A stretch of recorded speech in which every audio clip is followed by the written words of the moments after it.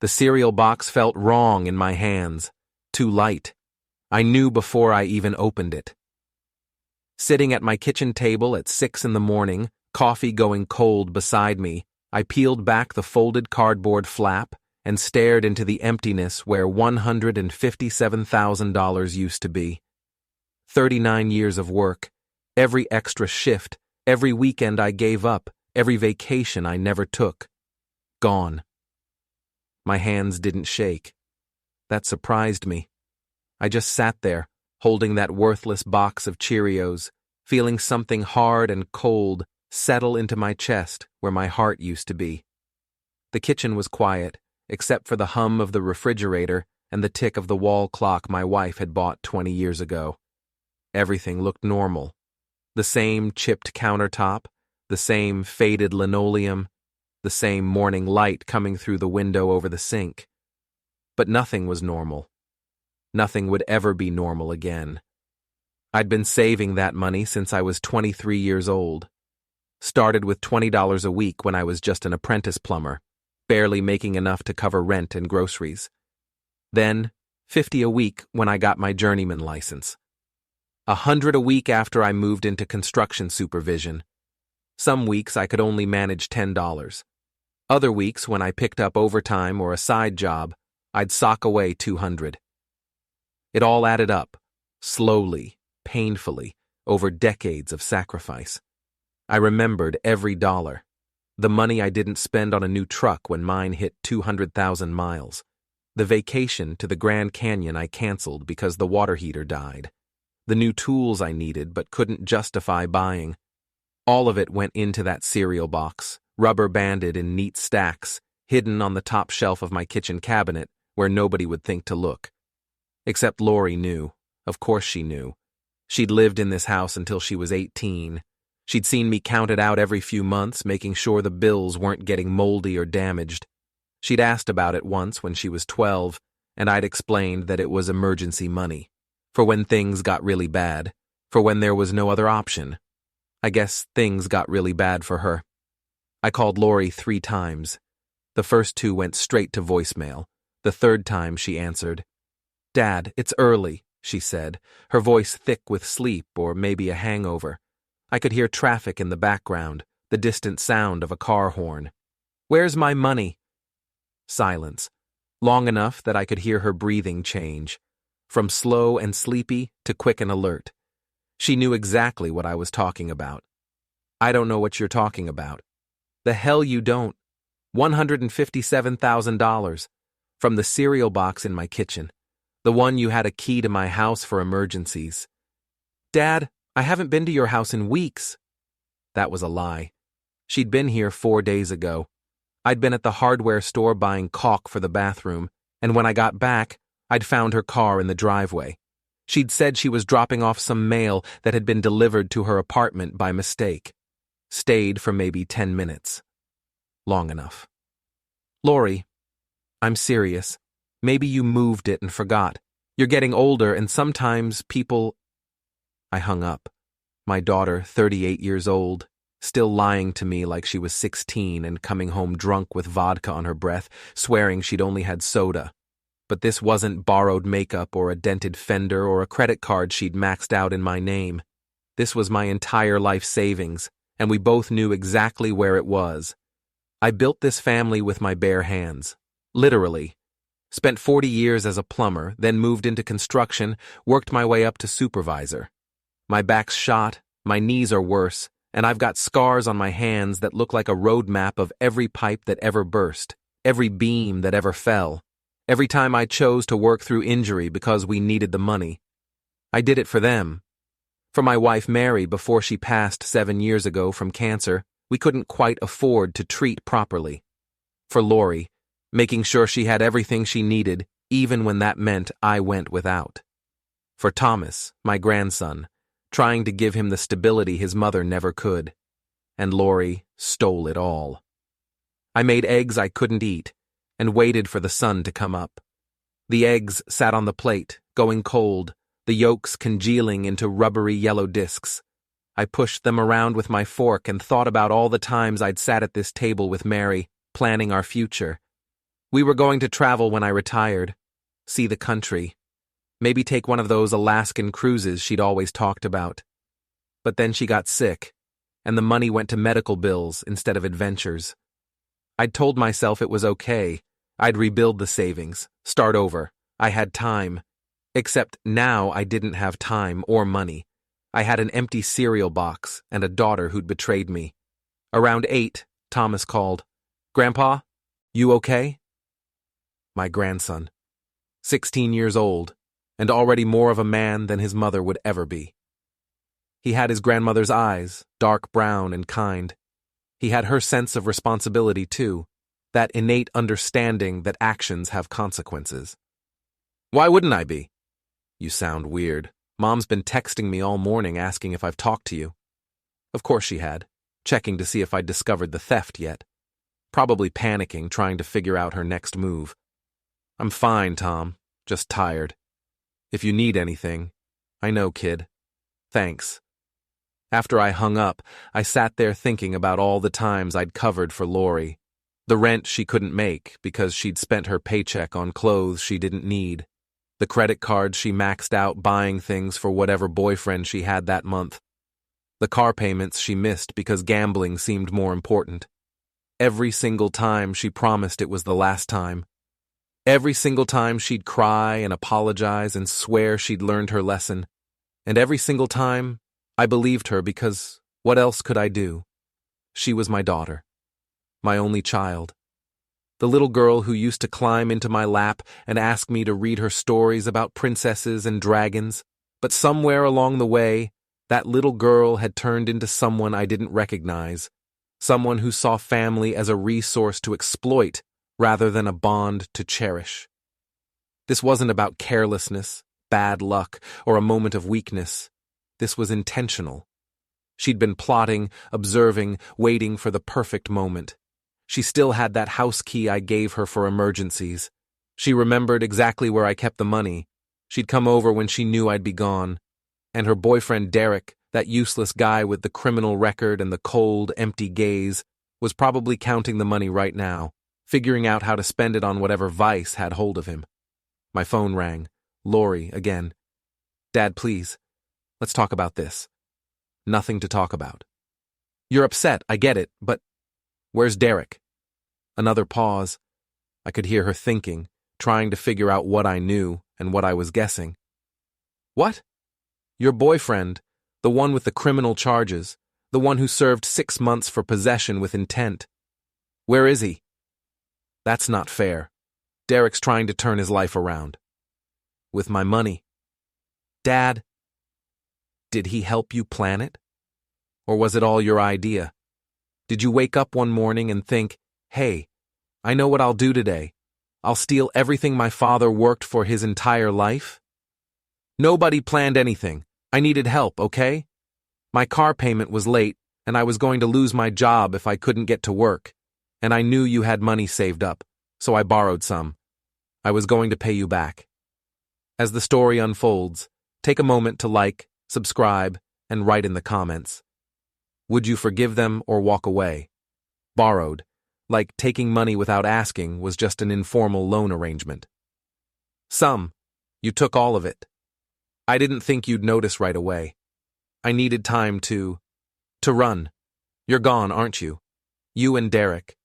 You're not even in the state anymore. The silence told me everything. I'd been a plumber for 40 years. I knew how to read silences, how to find leaks by listening to what wasn't being said. "Where's Thomas?" I asked. "He's at school." "Dad, I'm sorry, I really am. But you don't understand how hard things have been. The rent's going up, and my hours got cut at work. And Derek's trying to start a business, but he needs capital, and I just..." "Hard? You want to talk about hard? I worked construction in the summer heat until I passed out. I worked night shifts fixing burst pipes in strangers' basements while you were safe in bed. I gave up everything, vacations, new clothes, decent food, so you could have a good life, and you stole from me. It's just money. Just money. 39 years of my life was just money to her. 39 years of sore muscles and aching joints and missed opportunities. Just money. Don't call me again, I said, and ended the call. I blocked her number, deleted it from my contacts, erased every text message she'd ever sent me. Then I sat there, feeling older than my 62 years, wondering where the hell I went wrong as a father. Mary would have known what to do. She always knew how to handle Lori, how to be firm without being cruel, how to set boundaries without destroying relationships. But Mary was gone, and I'd been fumbling through fatherhood alone for 7 years, clearly doing a terrible job of it. The morning stretched on. I tried to watch television but couldn't focus, tried to read the newspaper but the words swam, tried to do anything except sit there feeling sorry for myself, but self-pity was all I had left. Thomas showed up at my door that afternoon. School let out at 3, and he was on my porch by 3:30, still wearing his backpack, his face serious in a way that made him look older than 16. "She called you," I said, letting him in. "Yeah, she's freaking out." He dropped his bag by the door with a heavy thud and followed me to the kitchen. "Said you accused her of stealing money." "I didn't accuse her. She did it." Thomas pulled out a chair and sat down heavily. He looked tired, too tired for 16. There were dark circles under his eyes, and his shoulders slumped like he was carrying weight he shouldn't have to bear. How long had he been carrying it? How many nights had he lain awake worrying about his mother's choices? How much? Everything I had. Damn. He caught himself. "Sorry. It's okay. That's the right word for it." He was quiet for a minute, picking at a loose thread on his sleeve, pulling it until a small hole formed. Outside, a dog barked. A car drove by with bass thumping. Normal afternoon sounds in a day that was anything but normal. "She told me she's in Miami, with Derek." Miami. That figured. Far enough to feel safe, big enough to disappear into. Warm weather and beaches, and the kind of nightlife where two people with $157,000 could convince themselves they were living the dream. How long would the money last? 6 months? A year? Derek had expensive habits. Lori had expensive taste. By this time next year, they'd be broke and looking for the next person to exploit. "You can stay here," I said, "long as you need." "Thanks, Grandpa." He looked up at me, and his eyes were older than they should have been. Eyes that had seen too much disappointment, too many broken promises. "I'm sorry. Not your fault. She's my mom. Feels like it should be somehow." I poured him a glass of water and sat down across from him. "You hungry?" "Not really." He drank the water in 3 long gulps, his throat working. "Can I ask you something?" "Sure." "What are you going to do?" Good question. I'd been asking myself the same thing all day, running through scenarios, weighing options. I could go to the police, but what would that accomplish? She was my daughter. They'd want proof beyond an empty cereal box and my word against hers. They'd ask why I kept that much cash hidden in my house instead of in a bank. They'd suggest I was partly responsible for making theft so easy. And by the time they did anything, if they did anything, Lori and Derek would have spent the money. You can't recover what's already been wasted. I could hire a private investigator, track them down, confront them directly. But what then? Derek was younger than me, probably stronger, definitely more violent. He'd been arrested twice for assault. Getting into a physical confrontation with him would end badly for me. I could accept the loss, move on, try to rebuild. I had my pension, social security. I could survive. But the thought of just letting Lori get away with it made something hot and angry burn in my chest. "I don't know yet," I said. Thomas nodded slowly. Then he reached into his backpack and pulled out a small cardboard box.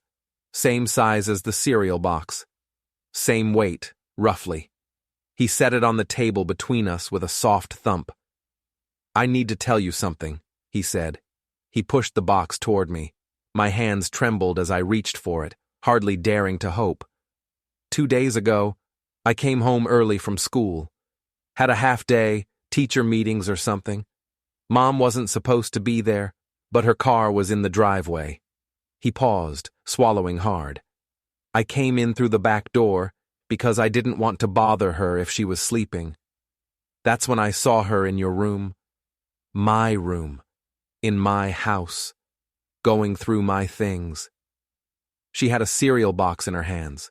The Cheerios one you keep on the top shelf. She was shoving something into her purse.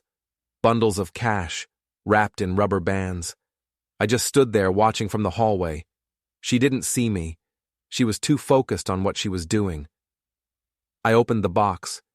Inside were stacks of 20s, 50s, hundreds. Rubber bands holding them together, just like I'd left them. The money looked exactly as I remembered. Slightly worn bills, the rubber bands starting to degrade, a faint smell of old paper. I didn't need to count it. I knew exactly how much was there. After she left, I went into your room, found the cereal box right where it always was, opened it up, and it was empty. So I went to the store, bought the same cereal, and refilled the box. Made sure it weighed about the same, so if she came back to check, she wouldn't know. Then I took the money and hid it in my locker at school. Figured that was the last place she'd look. My throat felt tight. Tom. I wasn't sure at first if it was yours or hers. I mean, she's my mom, you know? I didn't want to believe she'd steal from you. Part of me thought maybe you'd given it to her, and she was just picking it up. Or maybe it was money she'd saved and asked you to hold. So I waited. Figured if it was hers, she'd say something. If it was yours, you'd notice it was missing. But she didn't say anything. Not to me, anyway. She just acted normal. And then you called her this morning, and I knew. He reached across the table and grabbed my hand. His grip was strong, his palms rough with calluses from the part-time job he worked at the hardware store. I'm sorry I didn't tell you sooner. I should have said something right away. Should have confronted her or called you immediately. But I was scared. Scared of what it meant. Scared of being wrong. Scared of being right. You did the right thing. My voice came out rough, choked with emotion I couldn't quite name. Relief, gratitude, pride, grief for what my grandson had witnessed. You saved everything I worked for. What she did, he shook his head. That's not okay. That's not ever going to be okay. And I'm done making excuses for her. We sat there for a long time, not saying anything. The kitchen clock ticked. Cars passed outside. Someone was mowing their lawn. The sound of the engine rising and falling. Normal sounds for a day that wasn't normal at all. Finally, Thomas spoke. So what do we do now? I looked at my grandson. Smart, loyal, decent in every way his mother wasn't. And I made a decision. We make sure she never does this again. That night, after Thomas went to bed in the guest room, I sat at my kitchen table with a legal pad and started making notes. The money was safe now, hidden in my bedroom closet in a lockbox Thomas and I had bought that afternoon. We'd gone to the bank, rented a safety deposit box, considered putting the money there. But something made me keep it close. Maybe I needed to see it, to know it was real. Maybe I didn't trust banks after a lifetime of distrust for institutions. Either way, it was locked up tight now, and only Thomas and I had keys. But getting my money back wasn't enough. Lori had to face consequences. Real ones. The kind that couldn't be undone with tears and apologies. The apartment was the key. 10 years ago, when Lori's second marriage fell apart, and she was living in her car with 6-year-old Thomas, eating fast food for every meal and bathing in gas station bathrooms, I'd bought a 2-bedroom apartment in a decent part of town. It wasn't fancy, just a basic unit in a 3-story building with thin walls and cheaper appliances, but it was clean and safe. Put it in her name, paid off the mortgage in 5 years by taking every overtime shift I could get and selling the truck I loved. My retirement fund, gone. My dreams of travel, postponed indefinitely. But she had a roof over her head, and Thomas had stability. That's what mattered. Except she didn't appreciate it, didn't take care of it. I'd been over there last month to fix a leaking faucet and found the place half trashed. Dishes piled in the sink, some with mold growing on them. Carpet stained with God knows what, wine, maybe, or beer. Cigarette burns on the counters even though the lease explicitly prohibited smoking. Holes in the walls where someone had punched through the drywall in a fit of rage. Derek had been staying there, even though the lease said no additional occupants without written approval from the landlord, which was me, technically, even though Lori's name was on the deed. The apartment was in her name, but I'd kept copies of everything. The original deed, the mortgage paperwork, the payment records showing every dollar I'd put toward that place. And I'd put in a clause, something my lawyer had suggested at the time that I didn't think much about. Standard protection, he'd said. If Lori abandoned the property or used it for illegal purposes, ownership would revert to me. Abandonment. That's what this was. She'd run off to Miami, left Thomas behind, and taken everything she could carry. The apartment sat empty now, accumulating dust and probably more damage. And Derek's criminal past meant anything happening there could be considered illegal activity, especially if they'd been involved in any illicit behavior on the premises. I called my lawyer first thing in the morning, Stan Henderson, 70 years old and meaner than a snake when he needed to be. He'd handled my wife's estate after she passed and had watched Lori try to contest the will, claiming she was entitled to more than Mary had left her. He knew what kind of person she was, knew her patterns, her manipulations, her complete inability to take responsibility for anything. "Jack," he said when he answered, his voice rough from 60 years of smoking cigars. "What's going on?" I told him everything. The theft, Miami, Thomas finding the money and hiding it, the abandoned apartment. He listened without interrupting, which meant he was taking it seriously. Stan only stayed quiet when he was thinking like a lawyer, planning strategy. "You want the apartment back?" he said when I finished. "Yes." "And Thomas?" "He's staying with me, permanently." "Good. Lori's not capable of taking care of a plant, let alone a teenage boy." Papers rustled on his end, probably pulling my file, reviewing the apartment documentation. "The abandonment clause is solid. She's been gone what? 3 days? 4 now. And Thomas is with you, so she's abandoned her parental responsibilities too. We can work with this." More rustling. "I'm going to need documentation. Photos of the apartment's condition, proof she's in Miami. Anything that shows she's not coming back. Phone records would be good. Texts, voicemails, anything where she indicates she's out of state. I can get that. What about Thomas? How's he handling this?" I glanced toward the guest room where my grandson was sleeping. Better than I expected. He wants her to face consequences. "Smart kid. Probably got that from you." Stan was quiet for a moment.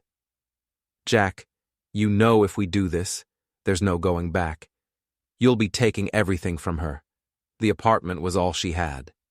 She took everything from me first." "Fair enough. Come by my office tomorrow. Bring Thomas. We've got work to do." I spent the rest of the morning documenting everything. Took photos of Lori's texts, screenshots of her call history. Looked up Derek's arrest records online. They were public information, and there were more than I'd realized. Possession, assault, DUI, violation of probation. The man was a walking red flag, and Lori had chosen him anyway. Thomas stayed home from school the next day. We drove to Stan's office in silence, both of us understanding what we were about to start. The office was downtown, 3 floors above a coffee shop, with windows that looked out over the city. Stan's secretary, a woman named Helen who'd been with him for 40 years, offered us coffee and cookies like we were there for a social visit instead of planning legal warfare. Stan was waiting for us in his office, surrounded by law books and file cabinets that hadn't been updated since the 1980s. He shook my hand, then turned to Thomas. "You must be Tom. Your grandfather's told me about you." "Yes, sir," Thomas said, shaking Stan's hand firmly. I'd taught him that. Always shake hands firmly, look people in the eye, show respect. "Sit down, both of you." Stan gestured to the chairs across from his desk. "Let's talk about what happens next." For the next 2 hours, Stan laid out the process. File paperwork to reclaim the apartment based on the abandonment clause. Document Lori's absence and inability to care for Thomas. Start proceedings to establish legal guardianship. Build a case that showed a pattern of irresponsibility and neglect. It wouldn't be fast, but it would be thorough. She'll fight this, Stan warned. Once she realizes what's happening, she'll come back and make noise. She'll cry. She'll apologize. She'll promise to change. She'll probably try to make you look like the bad guy, claim you're being vindictive or cruel. Let her, I said. Tom, you understand what this means? Your mother's going to be angry. She might try to contact you, say things to make you feel guilty, tell you that your grandfather's turning you against her, that she loves you, that she's trying her best. Thomas didn't hesitate. I know. I'm ready. I've heard it all before anyway.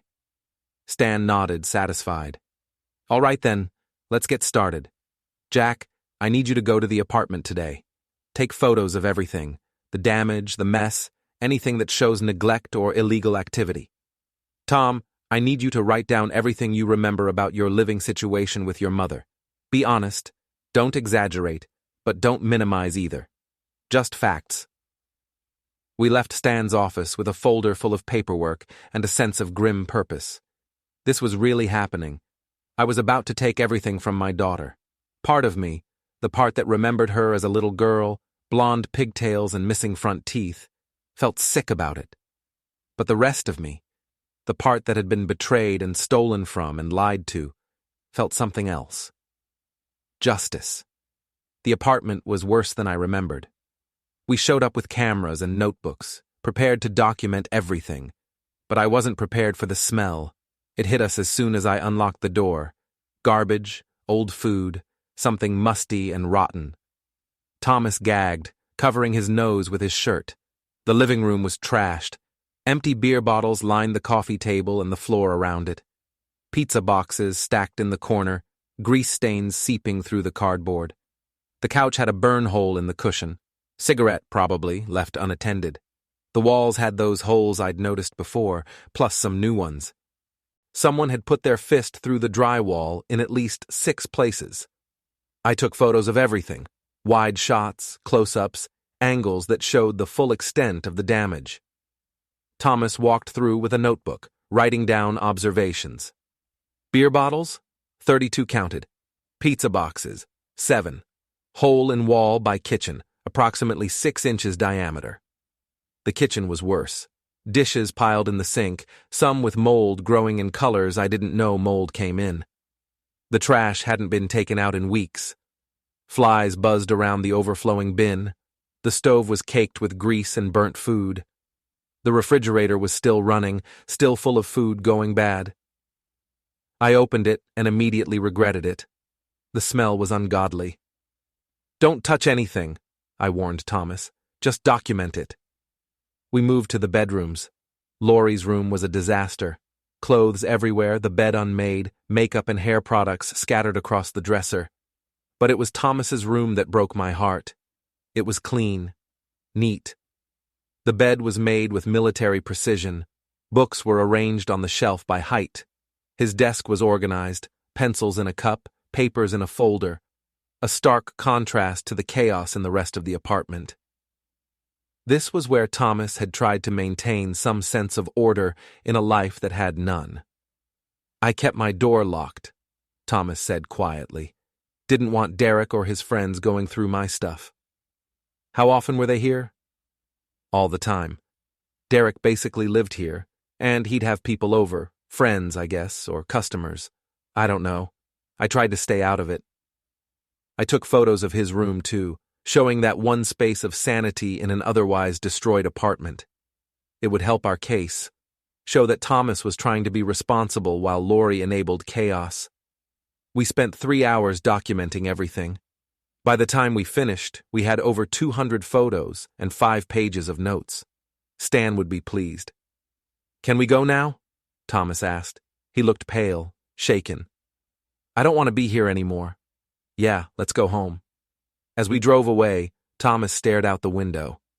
I lived like that for years, just pretended it was normal. Told myself every family was like this. It's not normal, Tom, and you don't have to live like that anymore. I know. That's what makes it so difficult. I should be more furious, right? But mostly I just feel sad. Sad that she chose this. Chose Derek, those habits, and stealing over me. That's not a reflection on you. That's on her. Doesn't feel that way. I didn't have a response to that. Because he was right. When someone you love chooses to hurt you, it always feels personal, even when it isn't. The paperwork took 3 weeks. 3 weeks of lawyers and documentation, of submitting evidence and filing motions. 3 weeks of waiting for courts to process our requests, for judges to review our case. 3 weeks of wondering if Lori would somehow find out and come back to stop us. But she didn't. She stayed in Miami, calling occasionally from different numbers, leaving voicemails that ranged from apologetic to angry. I saved them all. Dad, it's me. I know you're mad, but we need to talk. Derek says we can work something out. Maybe I can pay you back in installments or something. Call me back, okay? I miss you. Delete. Save for evidence. You can't just ignore me forever. I'm your daughter. You owe me a conversation at least. Delete. Save for evidence. Fine. Be that way. But when you realize you're being ridiculous, don't come crying to me.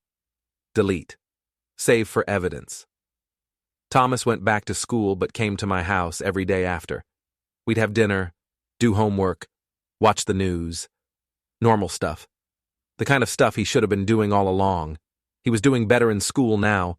His grades had jumped from C's and D's to A's and B's. His teachers noticed the difference, called to ask what had changed. I told them he was living in a more stable environment now. They said they were glad to hear it. We fell into a routine. I'd make breakfast, nothing fancy, just eggs and toast, and he'd eat while finishing homework.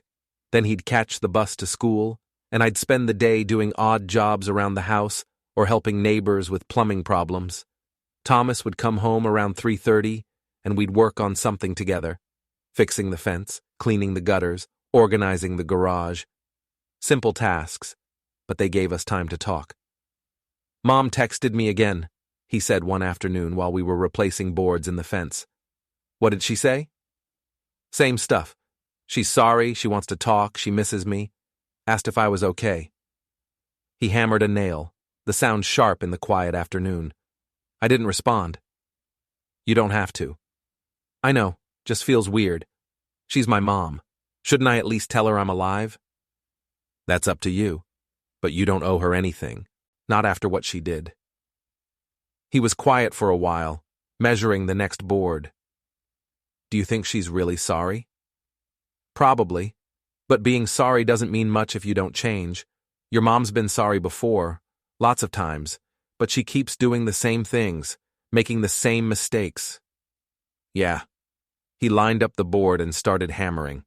That's what I figured. The apartment was legally mine again by the end of the 3rd week. Stan called with the news on a Tuesday morning, his voice satisfied in that way lawyers get when they win. It's done. The property reverts to you as of today. She's got 30 days to remove any personal belongings, but she can't live there. If she tries, that's trespassing, and you can call the police. And Thomas? Guardianship hearing is scheduled for next month. Given the circumstances and Tom's age, it's basically a formality. Judge will ask him what he wants, and unless Lori shows up with a miracle, you'll be his legal guardian. She'll show up, I said. Probably, but showing up isn't enough. She abandoned him, Jack.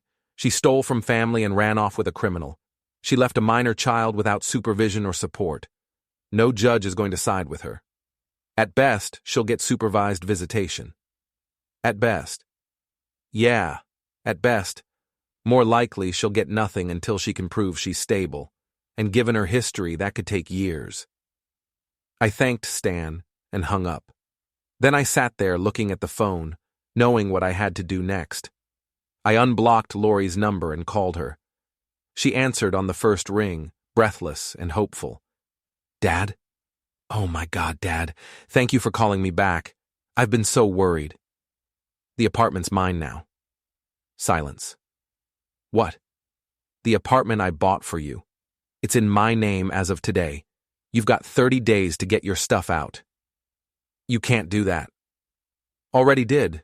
Check your mail. The notice was sent yesterday. Dad, wait. Please. Let's talk about this. I made a mistake, okay? I know I did. But taking my home? That's... You abandoned it. You left Thomas behind and ran off to Florida with your boyfriend. The lease had a clause. You break the terms, I get it back. Her voice went shrill, panicked.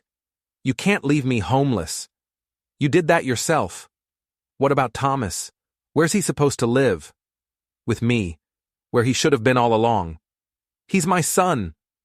The words came out sharp, possessive, like Thomas was a thing she owned rather than a person she was supposed to care for. Then maybe you shouldn't have left him, I said, my voice cold, colder than I'd ever been with her. The guardianship hearing is next month. You want to contest it? Show up. But you and I both know how that's going to go. I'll pay you back, every penny. I'll get a better job, It's not about the money anymore. And that was true. Somewhere along the way, this had stopped being about the $157,000 and started being about something bigger, about protecting Thomas, about drawing a line and saying enough. It's about trust, about responsibility, about putting your son first. You couldn't do any of that. So that's it? You're just going to turn your back on me, your own daughter? You turned your back on us first. She started crying then, big, gasping sobs that might have been genuine or might have been manipulation. With Lori, it was always hard to tell. Please, Daddy, please don't do this. I need help. I'm trying, but it's so hard. And Derek says, I don't care what Derek says. Derek's a criminal who's using you, and you're letting him because it's easier than taking responsibility for yourself. That's not fair.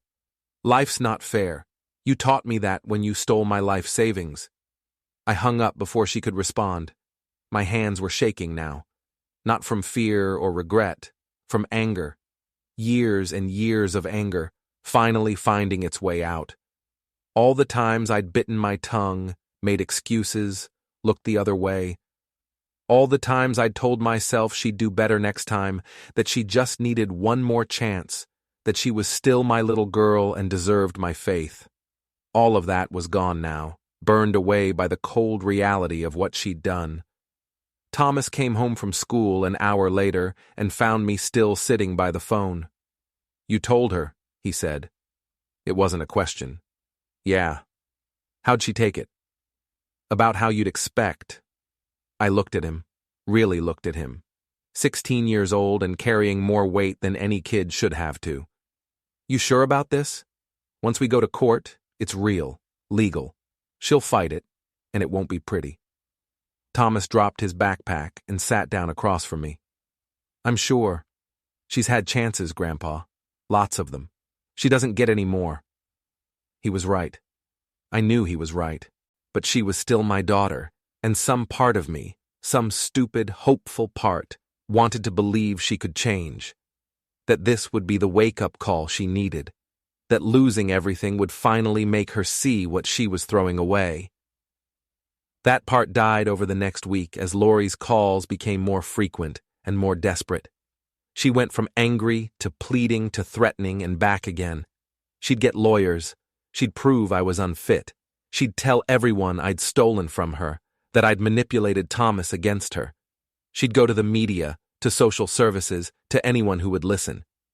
Each voicemail was more unhinged than the last. I saved them all. Evidence for the hearing. Derek called too, from Lori's phone.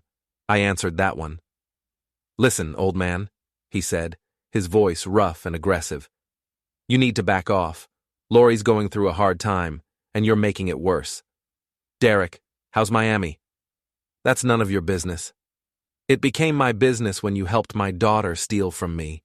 How much is left? Half? A quarter? I bet you've been real generous with your habits. I don't know what you're talking about. Sure you don't. Tell me something. When the money runs out, what's the plan? You going to convince Lori to rob someone else? Maybe her friends? Maybe steal some credit cards? You don't know anything about me. I know your arrest record. 6 arrests, 3 convictions. I know you're a parasite who targets vulnerable women and bleeds them dry. I know my daughter was stupid enough to fall for it. Watch your mouth. Or what? You going to drive up here and threaten me? Go ahead. I'll have the police waiting. That would violate your probation, wouldn't it? How long would you go away for this time? Silence. Then the call ended. Thomas had been listening from the doorway. That was intense. Derek's a coward. Cowards only fight when they think they can win. Think he'll come back? No. He's got what he wanted. Money and a woman dumb enough to give it to him. Once it's gone, he'll move on to the next mark. And Mom? I didn't have an answer for that. What would Lori do when Derek left her? When she was alone and broke in a strange city with no support system? Would she finally grow up, take responsibility, build a real life? Or would she find another Derek, another easy path, another person to blame?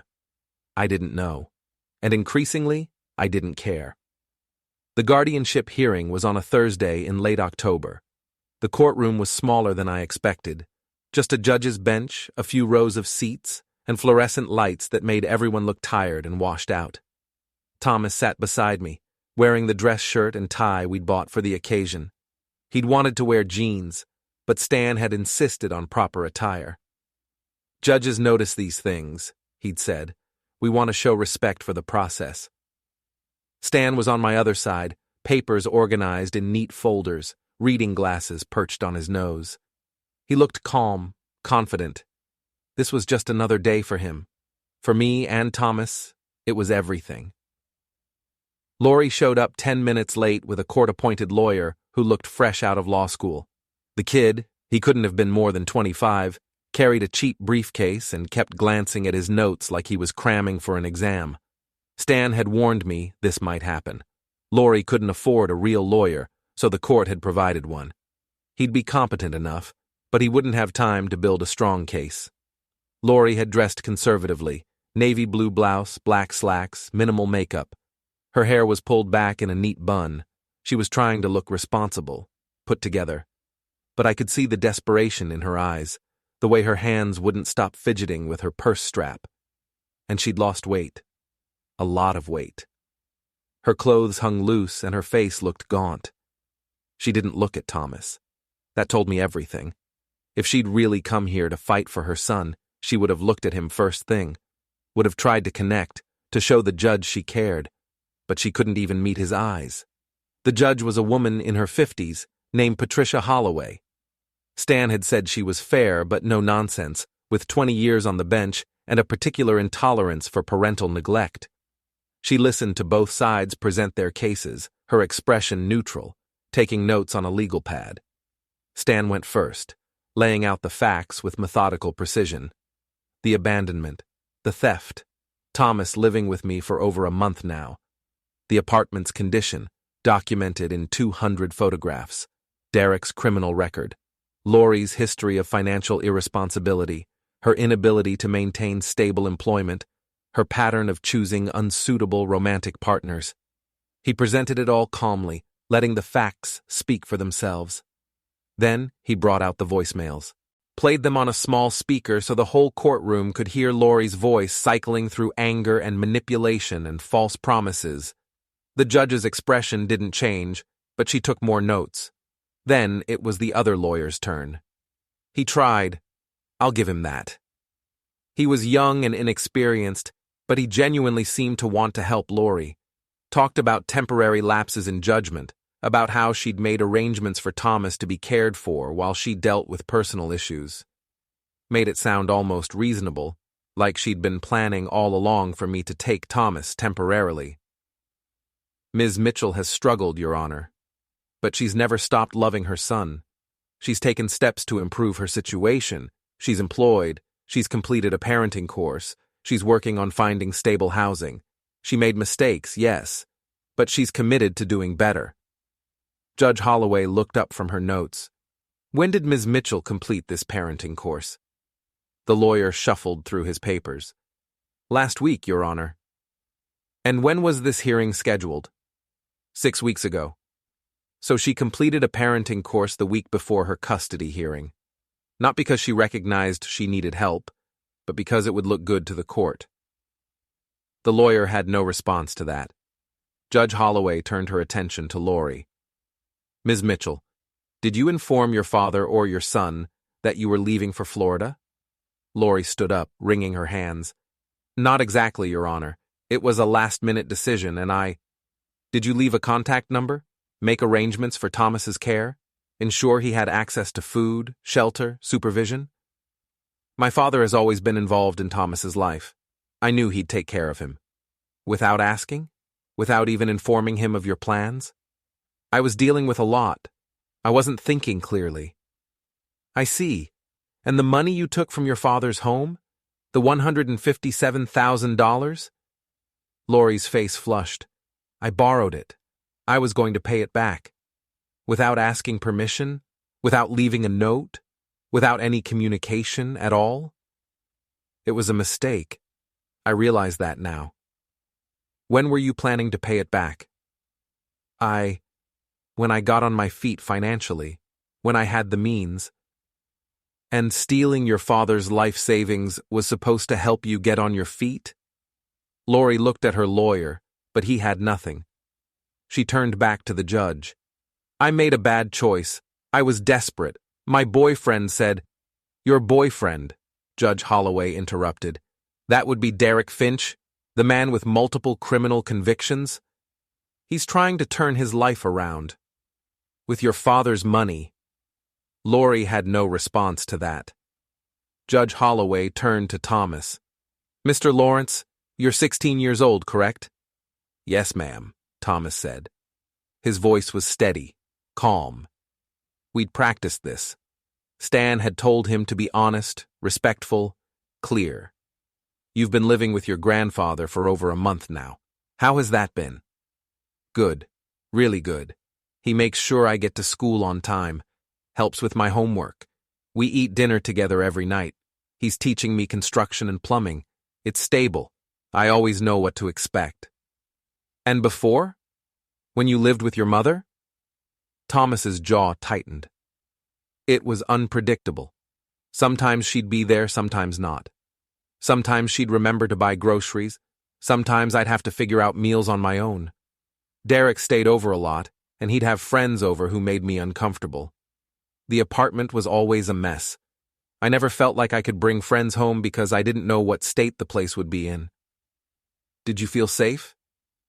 Thomas hesitated. This was the big question, the one Stan had warned him about.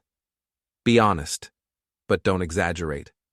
Tell the truth, but don't be cruel. Not always, Thomas said finally. Derek and his friends would sometimes get loud, fight, break things.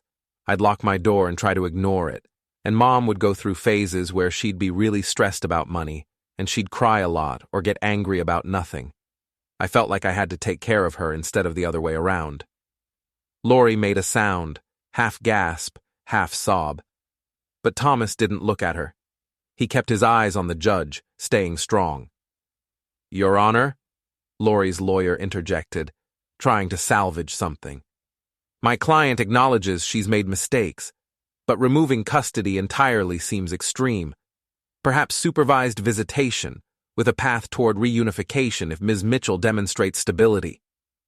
Mr. Dennis, Judge Holloway cut him off, your client didn't just make mistakes. She committed theft from a family member. She abandoned her minor child without notice, communication, or arrangements for his care. She left the state with a known criminal and stayed away for over a month. The grandfather had to step in to prevent complete neglect.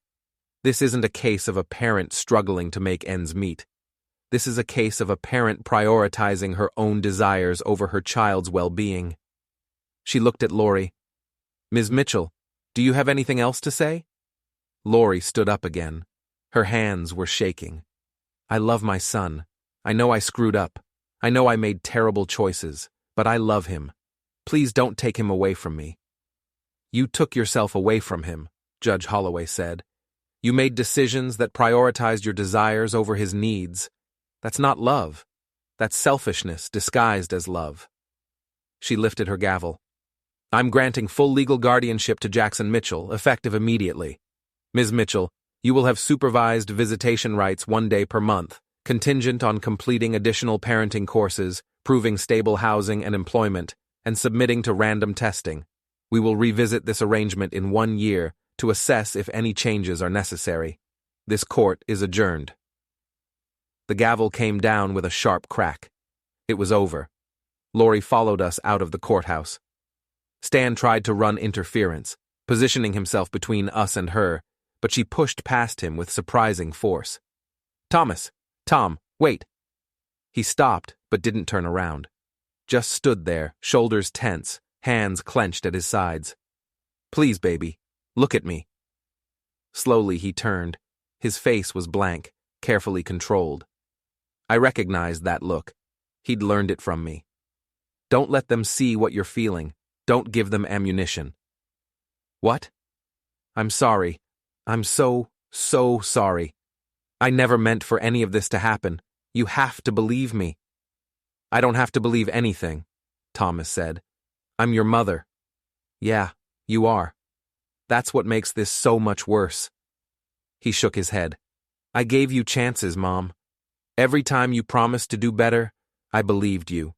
Every time you said the next boyfriend would be different, or the next job would work out, or you'd stop asking Grandpa for money, I believed you. But you never changed. You just got better at lying. I can change now. I will change. Just give me another chance. I'm out of chances to give. I've been out of chances for years. I just didn't want to admit it. Lori looked at me, her eyes red and pleading. Dad, please, don't let him do this. He's my son. No, I said. He's his own person, and he's old enough to know what's best for him. Old enough to recognize patterns. Old enough to protect himself from people who hurt him, even when those people are family. I'll pay you back, every penny. I'll get a better job. It's not about the money anymore. And it wasn't. The money had just been the catalyst, the thing that finally forced me to see what I'd been avoiding for years. It's about trust, about responsibility, about putting your son first. You couldn't do any of that, wouldn't do any of that. So that's it? You're just going to turn your back on me? Both of you? You turned your back on us first, Thomas said. When you chose Derek over me, when you stole from Grandpa, when you left without even saying goodbye. You made your choices. Now we're making ours. She looked between us, realization finally settling in. Her face crumpled. You both hate me. No, Thomas said quietly. I wish I did. That would be easier. But I don't hate you. I'm just done being disappointed by you. We walked away. Lori called after us, her voice breaking, but we didn't stop. Stan stayed behind to handle something, paperwork probably, or making sure Lori's lawyer understood the terms of the visitation arrangement. Thomas and I got in my truck and drove home in silence. The silence wasn't uncomfortable. It was the silence of relief, of a burden finally lifted. Thomas stared out the window, watching the city pass by, and I focused on the road. We didn't need to talk about what had just happened. We both knew what it meant. When we got home, Thomas went straight to his room. Not the guest room anymore, just his room.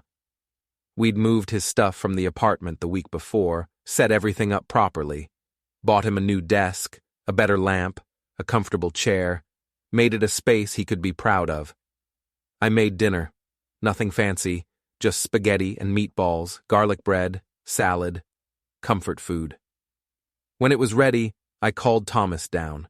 He came, showered and changed into sweats, looking younger and more relaxed than he had in the courtroom. We ate in companionable silence. Then Thomas spoke. Do you think she'll actually follow through? With the visitation and the classes and everything? I don't know. Maybe. Or maybe she'll disappear again. Try to start over somewhere new. Part of me hopes she does.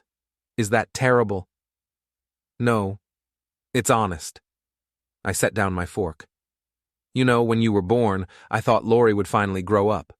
Thought having a baby would give her purpose, direction. But it didn't work that way. She resented you for tying her down, blamed you for her problems. I saw it, and I didn't do anything about it. I should have fought for custody years ago. You couldn't have known it would get this bad. Maybe not, but I knew it wasn't good. I just kept hoping she'd change. Kept giving her chances because that's what parents are supposed to do, right? Never give up on your kids. I looked at him. But sometimes giving up is the kindest thing you can do. For everyone involved. Thomas nodded slowly. I'm glad you didn't give up on me, though. Never even crossed my mind, kid.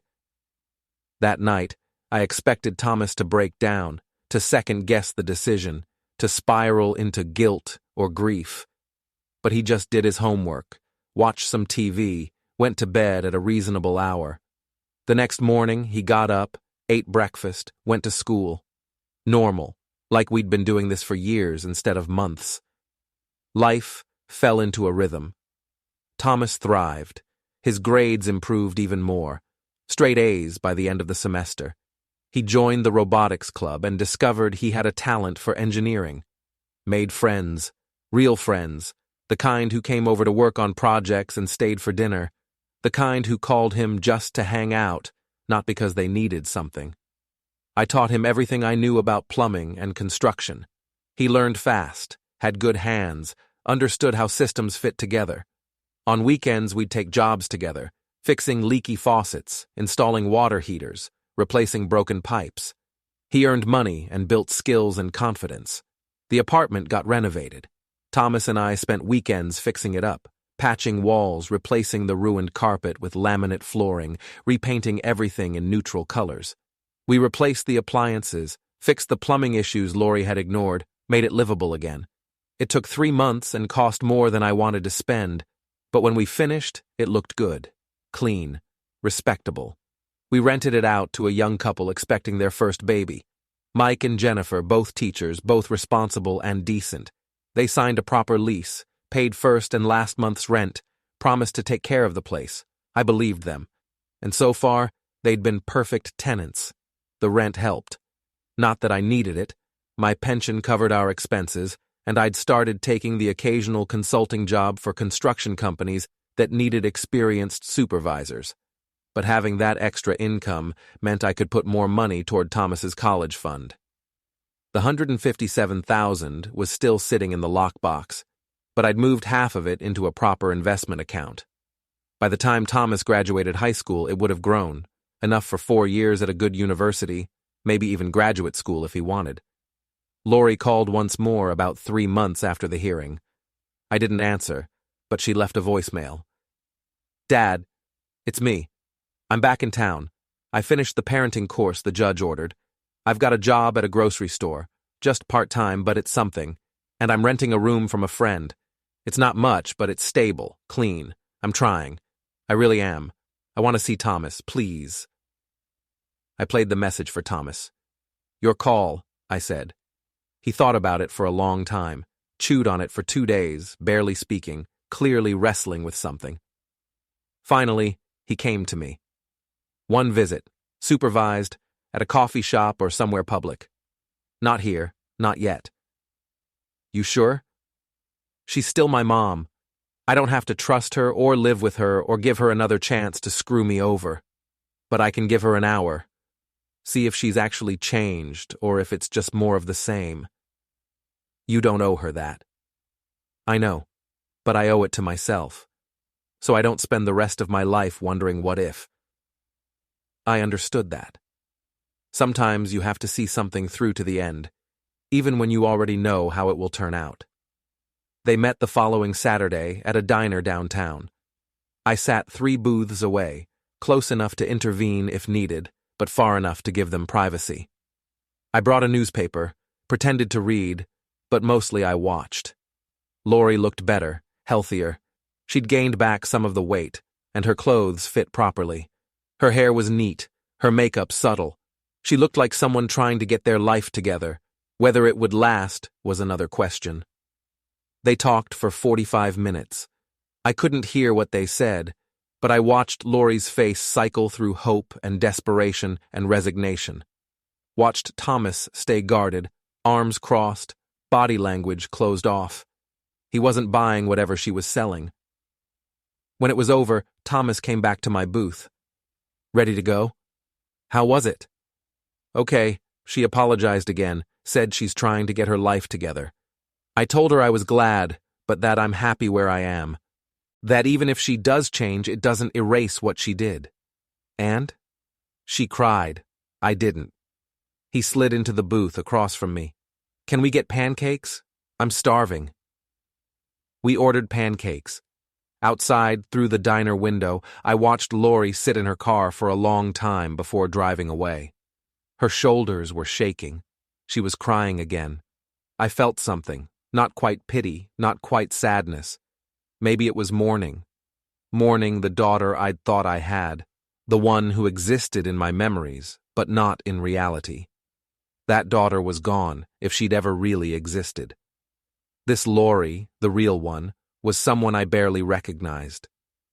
Thomas poured syrup on his pancakes, drowning them in a way that would have made his grandmother laugh.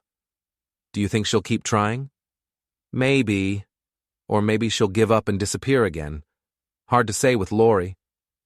Either way, I'm okay. That's weird, right? I should care more. You care the right amount. You're protecting yourself. There's nothing wrong with that. Grandma would have known what to do. With Mom, I mean. She always knew how to handle her. Your grandma had patience I don't have, and even she struggled with Lori sometimes. Toward the end, before she got really sick, she told me she worried about what would happen to you after she was gone. Said Lori wasn't capable of being the mother you needed. She was right. Yeah, she usually was. We finished our pancakes and drove home. The day was cool but sunny, perfect fall weather. The kind of day Mary would have loved, would have insisted we go for a drive, maybe stop at an orchard for cider and donuts.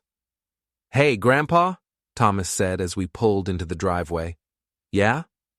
Thanks, for everything, for not giving up on me even when she did, for fighting for me, for giving me a real home.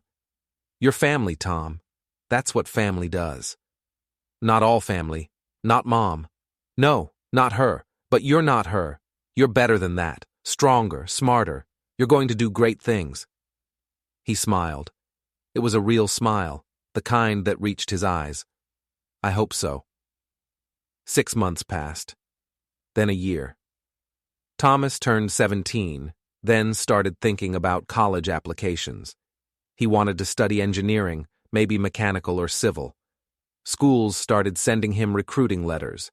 Good schools based on his improved grades and test scores. We visited campuses, talked to admissions counselors, filled out financial aid forms. The money in the investment account had grown, not dramatically, but enough. Combined with scholarships and grants, Thomas would be able to afford whatever school he chose without crushing debt. Lori kept her visitation schedule mostly. Once a month, she and Thomas would meet at the diner for an hour. Sometimes she'd miss a month, citing work or sickness or car trouble. Thomas stopped being disappointed by the cancellations, just accepted them as part of who she was. Derek was gone, apparently. Lori mentioned once that they'd split up, that he'd taken the last of the money and disappeared. She didn't seem particularly upset about it, just matter of fact. That relationship was over, and eventually there'd be another one. The pattern would repeat. Thomas and I both knew it, but it wasn't our problem anymore. We'd drawn boundaries, built walls, protected ourselves. Lori could live her life however she wanted, make whatever choices seemed right to her. We'd be here, stable and solid, if she ever truly changed. But we weren't holding our breath. I taught Thomas to drive. He was a careful driver, cautious in a way Lori had never been. He checked his mirrors constantly, maintained proper following distance, signaled even when no one was around. When he passed his driving test on the first try, we celebrated with burgers and ice cream. He got a car, nothing fancy, just a reliable Honda with good gas mileage that we found at an estate sale. We spent a weekend changing the oil, checking the brakes, making sure everything worked properly. I showed him how to maintain it, how to spot problems before they became expensive repairs. "You're making me too self-sufficient," he joked. "Pretty soon you'll have nothing left to teach me. There's always more to learn. Trust me." And there was. I taught him about taxes and budgeting, about credit scores and interest rates, about how to read contracts and spot scams, about the importance of emergency funds and insurance, all the practical life skills Lori had never learned, that I'd learned the hard way through years of mistakes. Thomas soaked it all in, asked questions, took notes, applied the lessons. He was going to be okay. Better than okay. He was going to thrive. The apartment tenants, Mike and Jennifer, had their baby, a little girl named Emma. They sent us photos, invited us to a small celebration. We went, brought a gift, met their families. It felt good, being part of something positive. Knowing that the apartment Lori had trashed was now home to a young family, starting fresh. Time moved on. Thomas finished his junior year at the top of his class. Started his senior year with early acceptance letters from 3 universities. Chose one in state, close enough to visit but far enough to have independence. We celebrated his 18th birthday with a small party. Just a few of his close friends, some neighbors who'd become like family, Stan the lawyer. I made his favorite meal, pot roast with roasted vegetables, homemade rolls, apple pie for dessert. We sat around the dining room table, telling stories and laughing, and I thought about how different this was from the chaos Lori had created. This was what family should be. Not perfect, but stable. Not without problems, but with support. Not about taking, but about building together. Thomas opened presents, practical things he'd need for college, tools, a nice watch, books. Then I brought out an envelope. "This is from me," I said. He opened it, pulled out a bank statement. His eyes went wide as he read the numbers. "Grandpa, this is your college fund, and beyond. The money your mother tried to steal, plus what it's grown into. It's yours now. All of it. I can't take this. It's not taking. It's what I've been saving for. What I always wanted, to make sure you had opportunities I didn't. To make sure you could build the life you want without being crushed by debt or limitation." He looked at the statement again, then at me. His eyes were wet. "Thank you. I don't know what to say." "Don't say anything.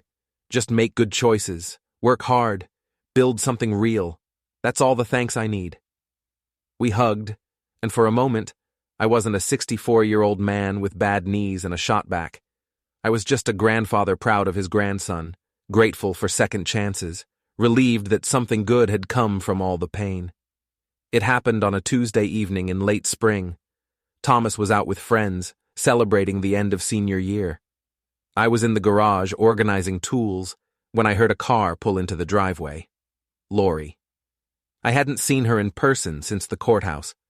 Our communication had been limited to brief texts coordinating visitation, and even those had become less frequent. But here she was, getting out of a beat-up sedan that wasn't hers, walking toward my house with purpose. I met her at the door, didn't invite her in. "Lori, Dad, we need to talk." "About what?" "About Thomas, about me, about everything." She looked tired, older than 39. Her clothes were worn, her hair needed cutting, and there was a hardness around her eyes that hadn't been there before. "Can I come in?" "No." "Dad, please, I've been trying, really trying. I've kept the job, stayed clean, done everything the court asked, but Thomas barely talks to me anymore. When we meet, it's like talking to a stranger. That's on you. You made him a stranger." I know I screwed up, but I'm different now. I've changed." "Have you? Because from where I'm standing, you look the same, still making excuses, still blaming circumstances, still expecting everyone else to fix your problems." Her face hardened. "That's not fair. Neither was stealing from me. Neither was abandoning your son. Neither was choosing Derek over your family. You want to talk about fair? I paid for those mistakes. I lost everything. My home, my son, my father. What more do you want from me? I don't want anything from you, Lori. That's what you don't understand. I'm done wanting things from you. Done hoping you'll change. Done waiting for you to be the person you should have been all along. So that's it? I'm just cut out forever? No chance at redemption? I didn't say that. But redemption isn't given. It's earned. Over time. Through consistent action and changed behavior. You can't just show up and demand forgiveness. I've been consistent. I've done everything right for over a year. 1 year. After 38 years of doing everything wrong. You want a medal for finally acting like an adult? She stepped closer, anger replacing desperation. You never gave me a real chance. You were always waiting for me to fail. No. I gave you too many chances. I enabled you. Every time I bailed you out, every time I made excuses, I taught you that consequences don't apply to you. That was my mistake. I'm not making it anymore. What about Thomas? He's my son. I have rights. You have the rights the court gave you. 1 supervised visit a month, which you've missed 3 times in the last 6 months. You want more? Prove you deserve it. How? What do I have to do? Because I've tried everything, and nothing's good enough for you. It's not about being good enough for me. It's about being good enough for Thomas, and you're not. Not yet. Maybe not ever. Her hand came up fast. For a second I thought she might actually hit me, but she stopped herself, shaking with rage. You turned him against me, poisoned him. He was fine until you got involved. He was surviving, not fine. There's a difference. And I didn't poison him against you. You did that yourself. Every broken promise, every lie, every time you chose something else over him.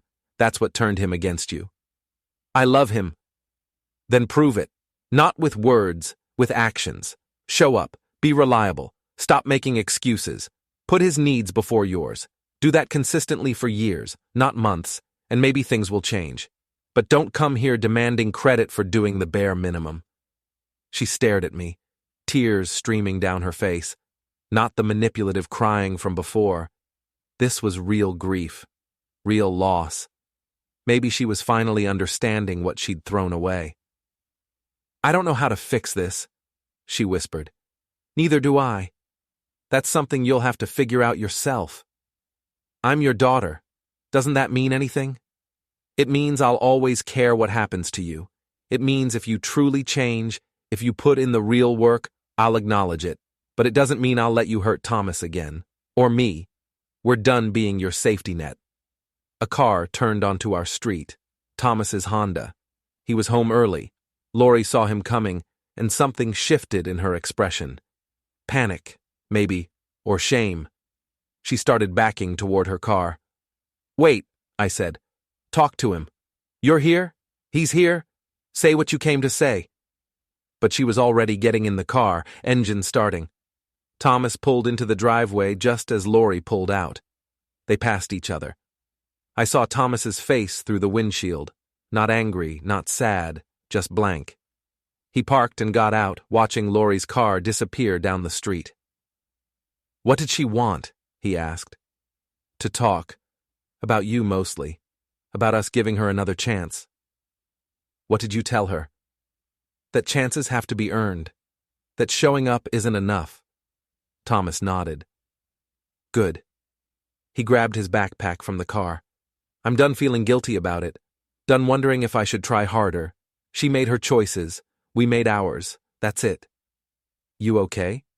Yeah, I really am. He smiled, and it was genuine. Come on. I'll help you finish organizing the garage. We spent the next hour sorting through decades of accumulated tools and hardware, talking about nothing important, existing in the comfortable space we'd built together. And I realized something. This was it. This was what I'd been fighting for. Not revenge against Lori, not even justice. Just this. A safe space for Thomas to grow. A stable foundation for him to build on. A real family, functional and healthy. Lori had lost that, had thrown it away for temporary pleasures and easy answers, and that was sad, truly sad. But it wasn't my responsibility to fix anymore.